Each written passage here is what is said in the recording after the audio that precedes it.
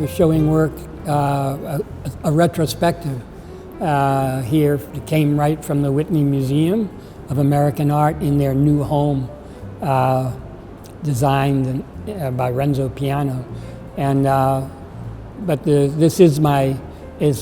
we're in Fort Worth, and this is my second show in Fort Worth. Well, it's a 60-year retrospective, which in itself is really unusual. I've only seen, to my memory, two 60-year retrospectives, one by Willem de Kooning and this one by Frank Stella. It's unusual to be able to see that much of a career in one place. Having said that, it's really difficult to try to condense that length of a career down into a presentation that shows all the twists and turns. But it begins in 1958, right after Frank graduated from Princeton and moved to New York in the Soho area. And it goes up to pretty much the present, 2012, 2014.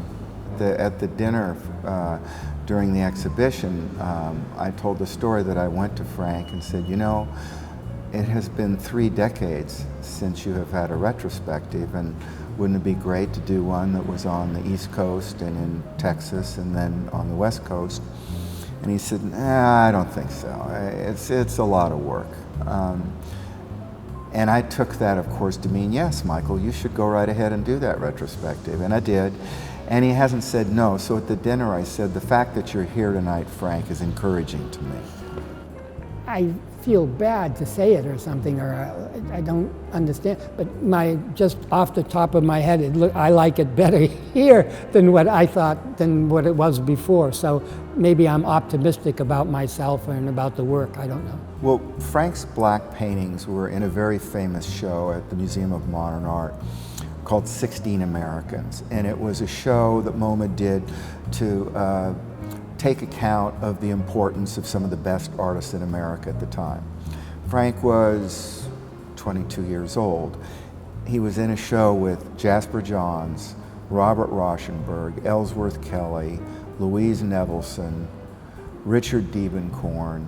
I mean, older artists. And here was this young guy with these black paintings, these seemingly very monotonous, dull black paintings. So that was a bit of a sensation, and then MoMA bought one of the black paintings. That was amazing, a 22-year-old in the collection of MoMA.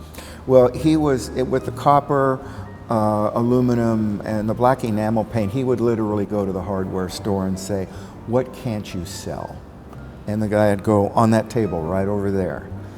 And Frank would say, well, how much do you want for him? He'd say, well, what will you give me? And Frank would give him as little as he could possibly give him. So the paint was cheap, it was industrial paint.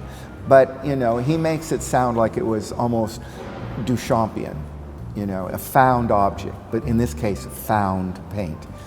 There are a couple of reasons, but the most obvious reason is it's easier and it's cheaper. So you don't have to get involved with artist colors and artist tools, which are kind of expensive and everything. And particularly if you want to have a work on large pieces. So it was pretty, you know, it was kind of natural, and it just seemed to work for me. Warhol sees what Frank's doing, and Warhol, in a couple of his books, acknowledged Frank very early on for his use of series, to take an image and then develop it in a series, either through variations in color or variations in size or variations in the form. So Frank was very influential on pop art, and of course was also considered one of the main people of the op art movement, which is the about opticality and what color does, because Frank was using colors that were very aggressive. He was one of the first to use fluorescent and day glow paints. I mean, that seems so long ago, but he was there. The best thing about being the father of minimalism was I wasn't the first father. Barnett Newman was the first father of minimalism, and when he was asked about being the father of minimalism, he said, well, who's the mother? I might say, you know, who's the mother of maximalism? at the end of the day, you know, in this exhibition, there's an early minimalist painting next to a very, very late sort of surrealist looking thing. And when I brought Frank in to look at it and showed him that I put them next to each other, he goes, it was amazing, Michael, that when I made that painting in 1958, I had no idea what kind of a painter I would be. And there's no way I could ever guess that I would make that painting.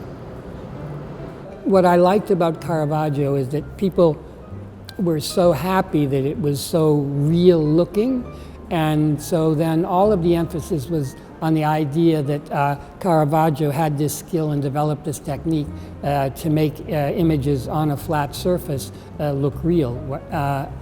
And I saw a painting in, I think, the Capitoline Museum, John the Baptist painting by Caravaggio, and it looked real to me. And I thought, well, that's great. I can see why everybody loves that, and it looks really real.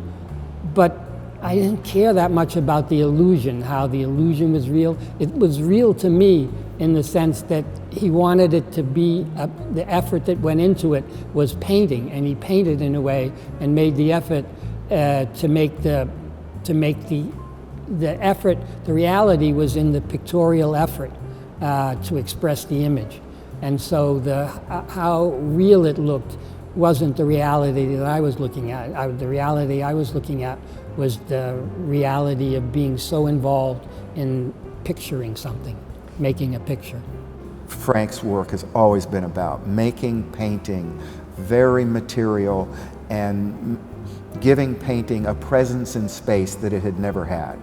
He probably will transport to something else. He always, I mean, he's constantly changing. That's what makes Frank Stella Frank Stella. I mean, Frank Stella is always fighting against himself. You know, he sets up these systems, he sets up these way of workings, and then exhausts them, picks up the pieces, and makes up a new thing.